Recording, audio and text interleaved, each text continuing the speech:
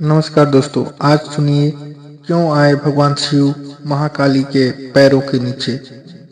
भगवती दुर्गा की 10 महाविद्याओं में से एक है महाकाली, जिनके काले और डरावने रूप की उत्पत्ति राक्षसों का नाश करने के लिए हुई थी।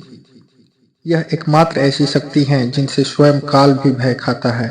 उनका क्रोध इतना विकराल रूप ले लेता है कि संपूर्ण संसार की शक्तियां मिलकर भी उनके गुस्से पर काबू नहीं पा सकती। उनके इस क्रोध को रोकने के लिए स्वयं उनके पति भगवान शंकर उनके चरणों में आकर लेट गए थे। इस संबंध में शास्त्रों में एक कथा वर्णित है जो इस प्रकार है।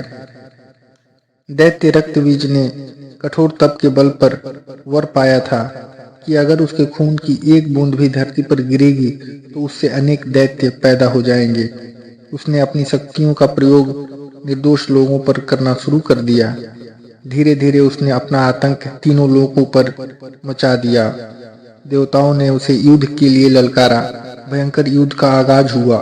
देवता अपनी पूरी शक्ति लगाकर रक्तबीज का नाश करने को तत्पर थे, मगर जैसे ही उसके शरीर की एक बूंद खून धरती पर गिरती, उस एक बूंद से अनेक रक्त बीज पैदा हो जाते।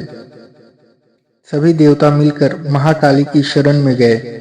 महाकाली असल में सुंदरी रूप भगवती दुर्गा का काला और डरावना रूप है, जिनकी उत्पत्ति राक्षसों को मारने के लिए ही हुई थी।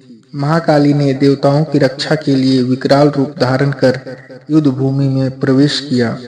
मां काली की प्रतिमा देखें तो देखा जा सकता है कि वह विकराल मां है, जिसके हाथ में खप्पर है, लहू टपकता है तो गले में खोपड़ियों की माला है, मगर मां की आंखें और हृदय से अपने भक्तों के लिए प्रेम की गंगा बहती है।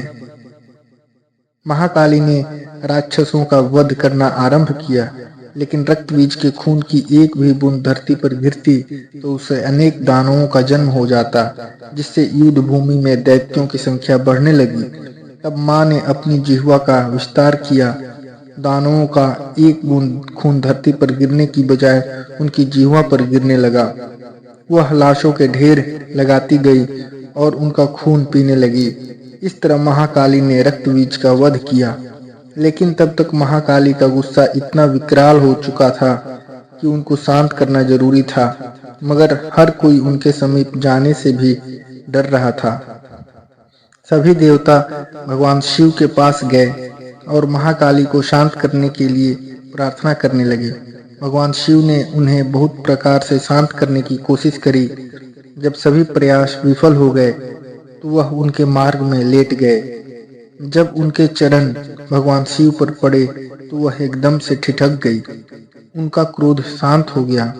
आदि शक्ति मां दुर्गा के विविध रूपों का वर्णन मार्कंडेय पुराण में वर्णित है। तो दोस्तों, ये थी आज की कहानी। इसी क्रम में लेकर आएंगे और भी रोचक एवं ज्ञानवर्धक कहानियाँ। कहानी यदि पसंद आए तो लाइक करें, शेयर करें और कहानी सुनिए चैनल को सब्सक्राइब करें। धन्यवाद।